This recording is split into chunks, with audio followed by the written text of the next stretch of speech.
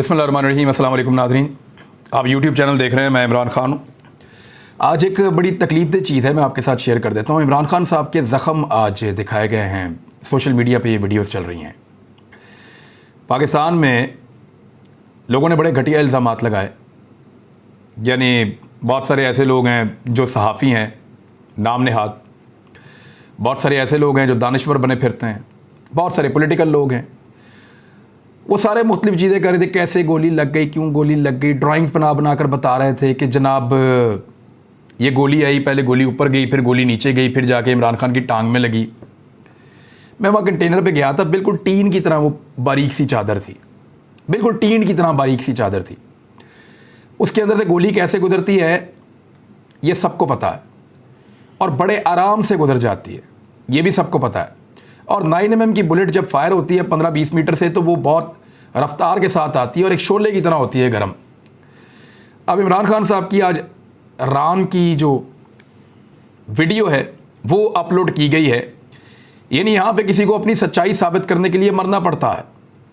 यानी अरशद शरीफ को ये साबित करने के लिए वो कौम का बेटा था, ये साबित करने के लिए वो मुल्क का वफादार था, ये साबित करने के लिए कि उसका मौक़िफ़ ठीक था, ये साबित करने के लिए कि उसकी जान को ख़तरा था, ये साबित करने के लिए कि लोग उसको मारना चाहते हैं, ये साबित करने के लिए कि वो इस मुल्क का वफादार है, इस मुल्क का भला चाहता है, उसको अपनी जान देनी पड़ी है। उससे पहले ये सारे गिद्ध जो यहाँ पाकिस्तान में मौजूद हैं, ये उसका गोश्त नोचने के चक्कर में थे, बल्कि ये तो उसकी लाश खाने के चक्कर में भी हैं। जिस किस्म का प्रोपेगेंडा पाकिस्तान में यहाँ पे किया गया है, यानी यहाँ पे किसी को मर के अपनी वफादारी का यकीन क्यों दिलाना पड़ता है। आज इमरान खान साहब की ये वीडियो सबके मुंह के ऊपर तमाचा है, पूरे निज़ाम के मुंह के ऊपर तमाचा है। यानी एक आदमी क्या झूठ बोलेगा मुझे गोलियां लगी हैं, सबके सामने उसको गोलियां लगी हैं, दर्जनों लोग वहां पे मौजूद थे, मीडिया के लोग वहां पे मौजूद थे, सब बता रहे थे वो खून में लथपथ था जब उसको नीचे लेकर गए और उसके बाद उसको पट्टी की गई। कोई कहता है ये टांग को ये हो गया, कोई कहता है वो टांग को वो हो गया। आज सुराख देखें उसकी टांग के अंदर, ये तकलीफ उसको बर्दाश्त करनी पड़ रही है। मैंने बेशुमार लोगों को जिनको गोलियां लगी उनको अस्पताल पहुंचाया, इवन जो लोग बम धमाकों में जख्मी हुए उनको अस्पताल पहुंचाया, इवन मीडिया वालों को भी। कई लोग जिनकी मरहम पट्टी हो रही थी गोलियां लगने के बाद या धमाके वाली गोलियां लगने के बाद, जिसमें वो बॉल बेरिंग्स वगैरह होते हैं, मैं उनकी मरहम पट्टी के वक्त उनके साथ कई मरतबा खड़ा रहा, मैं देखता रहा ये सारी चीज़ों को। बिल्कुल ऐसे ही गोश्त को जलाता हुआ गोली अंदर चली जाती है, और आपको पता है इसकी पट्टी कैसे होती है।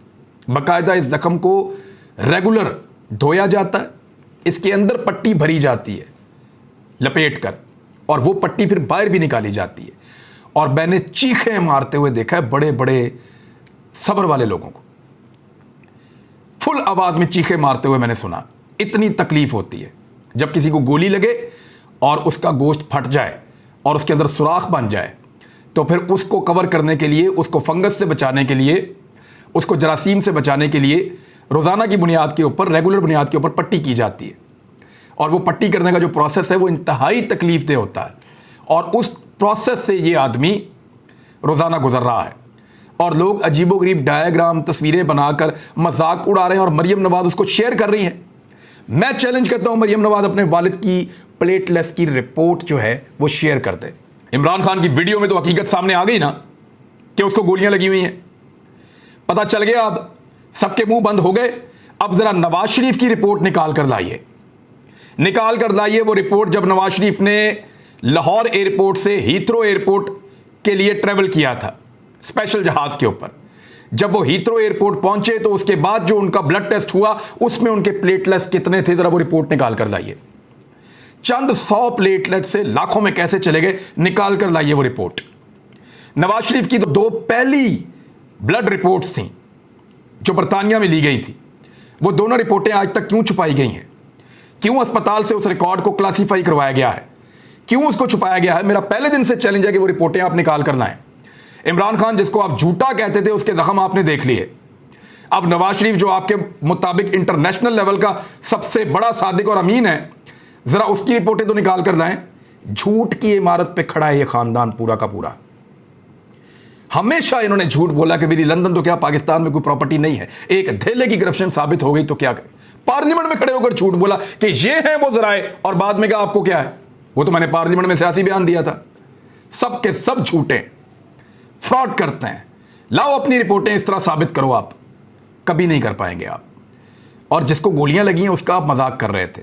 काफ़ी तकलीफ दे है पाकिस्तानियों के लिए ये बात कि एक शख्स ने पाकिस्तान की हकीकी आज़ादी के लिए गोलियां खाई और बाकी लोग उसका मजाक उड़ा रहे हैं। Very unfortunate.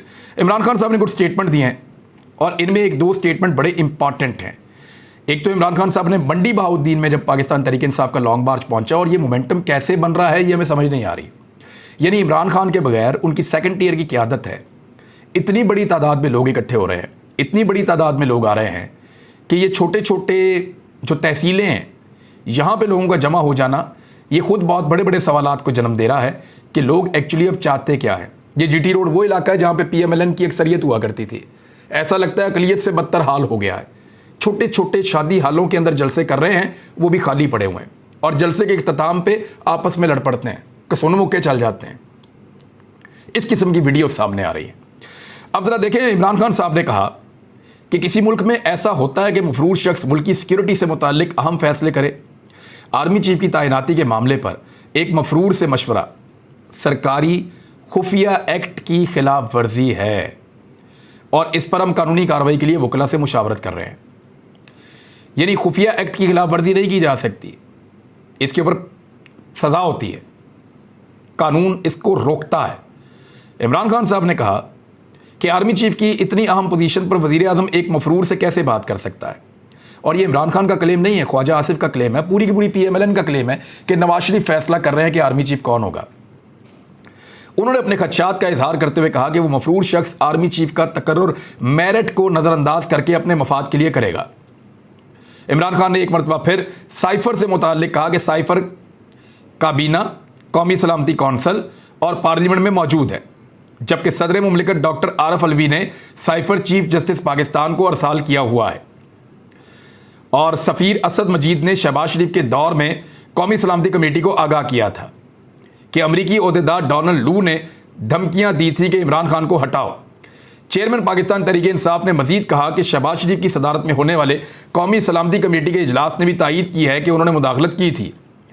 अब मैं आपको एक चीज़ और बता देता हूँ, असद मजीद साहब, इनको याद रखिएगा, ये बहुत अहम आदमी है, क्योंकि असद मजीद साहब वो शख्सियत है जिनसे डोनाल्ड लू ने मुलाकात की थी, और फिर वो साइफर जो है वो असद मजीद साहब की तवस्सुत से पाकिस्तान पहुंचा था।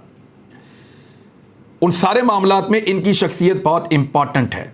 असद मजीद साहब पे कुछ लोग कहते हैं कि मुबैना तौर पे दबाव डालने की भी कोशिश की गई है। इस तरह की खबरें भी मादी में चलती रही हैं, लेकिन अगर हम इस खबर को बाय ना भी करें तो मेरे ख्याल में इस वक्त असद मजीद का बयान, उनकी गवाही और उनका मौजूद रहना वो इस केस के लिए सबसे इम्पॉर्टेंट चीज़ है।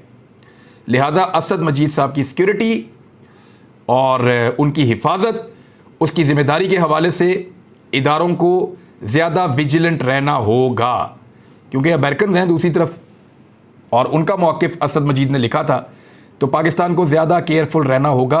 मैं सिर्फ इतना कहना चाहता हूँ, इससे ज़्यादा और कुछ नहीं कहना चाहता, और मैं इस बुनियाद पे कह रहा हूँ कि 2-3 लोगों ने मुझे कुछ इन्फॉर्मेशन दी है। दूसरी जानिब पाकिस्तान तहरीक इंसाफ ने इमरान खान साहब का मुकदमा वाला मामला हो या आज़म सवाती साहब का मामला हो, इनके ऊपर तहकीकात के लिए सुप्रीम कोर्ट में पटिशन दायर करवा दी है। वज़ीराबाद वाला मामला भी, और जो सेनेटर्स हैं उन्होंने अदालत उज़्मा में दरख्वास्त दायर की, जिसमें ये इस्तदा की गई है कि आज़म सवाती पर जो तशद्दुद हुआ और उन्हें जो टेप अरसाल की गई उसकी जो है वो तहकीकात की जाए और उसके ऊपर जो है वो समाअत की जाए। अब ये मामला जो आज़म सवाती वाला है, मैं पहले दिन से कह रहा हूँ कि ये गले पड़ेगा और ये मामला नहीं छोड़ेगा। आर्मी चीफ की तैनाती, लंदन में फ़ैसले, इमरान खान साहब ने बड़ा सख्त इसके ऊपर मौक़िफ़ लिया है और वो मौक़िफ़ मैंने आपको सुनाया है। अरशद शरीफ शहीद भाई की पोस्टमार्टम रिपोर्ट के अंदर जो तफसीलात हैं वो अब सामने आ गई हैं।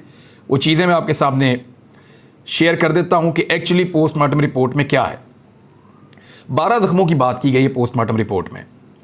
उसमें वो जो पोस्टमार्टम के लिए कट्स लगाए जाते हैं, जो सीना चाक किया जाता है, जो बाकी चीज़ें की जाती हैं वो उसमें शामिल हैं।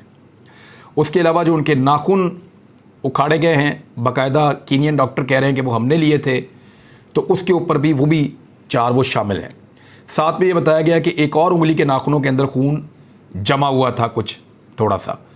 और ये सारी चीज़ें जब गोली लगे और इंसान तकलीफ़ में हो तो ये चीज़ें हो सकती हैं। कुछ और ज़ख्मों के बारे में भी कहा गया है, लेकिन इस रिपोर्ट में ये नहीं बताया गया कि अरशद शरीफ के इंतकाल से पहले उनके ऊपर तशद्दुद किया गया है। देखिए, पोस्टमार्टम में ये पता चल जाता है कि शख्स पे तशद्दुद हुआ या नहीं हुआ। बॉडी के ऊपर निशानात कितने हैं, ये कत्ल करने से पहले बने या कत्ल करने के बाद बने, गोली लगने से पहले बने या गोली लगने के बाद बने, ये बड़े बड़े सवालात होते हैं। गोली लगने की वजह से बने, इन सवालों के जवाब जो है वो पोस्टमार्टम की रिपोर्ट आपको देती है। पोस्टमार्टम की रिपोर्ट ने कुछ तफसीलात तो बताई हैं। अब जो बाईं आंख है उसके नीचे के निशान की बात कर रहे हैं, तो मैंने इसको महसूस किया था कि एक सूजन है, लेकिन जब मैंने डॉक्टर से बात की तो उन्होंने कहा कि जब सर पे गोली लगी है तो इतना प्रेशर बना उनके सर के अंदर कि उसकी वजह से ये सब फूल गया और आंखों की सिचुएशन ये हो गई। और ये ऐसा होता है, उन्होंने कहा कि आप लोगों ने, क्योंकि पहली दफ़ा शायद आप देख रहे हैं इतना करीब से इन चीज़ों को, हमारा ये रेगुलर काम है तो हम इन चीज़ों को जानते हैं। ये मुझे कुछ डॉक्टर्स ने ये बात बताई है जो मैं आप तक पहुंचा रहा हूं। तो वो जो पहले टॉर्चर करने वाला एक एलिमेंट है उसको इस रिपोर्ट ने कंफर्म नहीं किया। जो अरशद भाई की पोस्टमार्टम रिपोर्ट है वो अब उनकी फैमिली को मिल गई है, हम सबके पास अब वो मौजूद है, लेकिन उस पोस्टमार्टम रिपोर्ट के मुताबिक भी ये नहीं कहा गया कि अरशद शरीफ शहीद को कत्ल करने से पहले उनके ऊपर 3 घंटे तक तशद्दुद किया गया, उनकी उंगलियां और पसलियां तोड़ी गई और उनके नाखून नोचे गए। ये चीज़ें तशद्दुद के ज़ुमरे के अंदर कहीं पे भी नहीं बताई गई। हालांकि डॉक्टर्स के लिए कोई मसला नहीं था कि वो इसको डिग आउट कर लेते और वो इसकी तफसीलात सामने रख लेते। तो अब अरशद शरीफ शहीद भाई के मामले के अंदर वकला को अरेंज किया जा रहा है, बल्कि वकला की एक टीम बनाई जा रही है और हम सब लेकर इस मामले को उनकी फैमिली के साथ मिलकर सुप्रीम कोर्ट ऑफ पाकिस्तान में जाएंगे, अदालत का दरवाज़ा खटखटाएंगे और इस सारे मामले के ऊपर इंसाफ हासिल करने की जब तक हमारे अंदर सकत है और जब तक अल्लाह ताला ने हमें हिम्मत दी है, हम इसके ऊपर कोशिश करते रहेंगे और मालिक इंशाल्लाह हमें इंसाफ देगा। अरशद शरीफ शहीद के इंसाफ के लिए कोशिश करना हमारा फ़र्ज़ है, लेकिन अल्लाह रब्बुल इज़्ज़त हमारी मदद करेगा। कुछ और चीज़ें हैं जो अरशद शरीफ शहीद भाई का जो जिस फार्म हाउस पे वो थे, वहाँ जो पार्टनर है जमशेद हुसैन, उनका बयान है और उन्होंने कहा जी जो गोलियाँ गाड़ी से चली हैं, जो गाड़ी अरशद शरीफ शहीद भाई के पास थी, ये खबर बिल्कुल गलत है। गाड़ी के अंदर मौजूद दोनों लोगों के पास कोई वेपन नहीं था। गाड़ी को पीछे से 4 फायर लगे और बाकी फायरिंग भी गाड़ी के ऊपर होती रही है। तो ये बिल्कुल गलत मौक़िफ़ बनाया जा रहा है कि अरशद शरीफ शहीद भाई की गाड़ी से भी गोली चलाई गई पुलिस वालों के ऊपर। ऐसा कुछ नहीं हुआ और इस तरह का कोई वाक़या रिपोर्ट नहीं हुआ है और इस तरह की कोई वाक़े में हकीकत मौजूद नहीं है, ये उन्होंने साफ साफ क्लेम किया है। मैंने आपको थोड़े दिन पहले एक चीज़ बताई थी, मैंने आपसे कहा था कि पाकिस्तान का मीडिया आपका सबसे बड़े मुजरमों में से एक मुजरम है।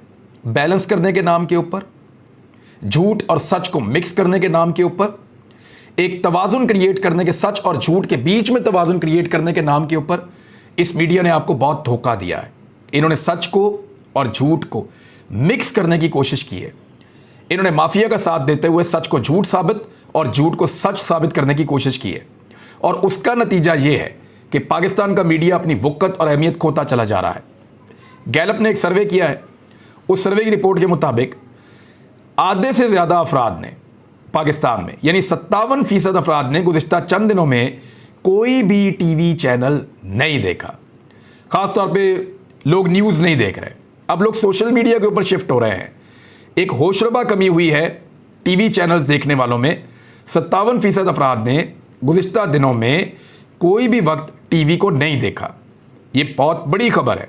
मैंने थोड़े दिन पहले आपसे अर्ज़ किया था, फवाद चौधरी कुछ अर्सा पहले कह रहे थे कि पाकिस्तान का इलेक्ट्रॉनिक मीडिया अपनी वक़्त खोता चला जा रहा है, लोग उससे मुतनफ़र होते चले जा रहे हैं क्योंकि लोग मज़ीद झूठ नहीं सुनना चाहते। लोग हक़ाइक़ को जानते हैं, सोशल मीडिया के ऊपर सारी चीज़ें आ रही हैं।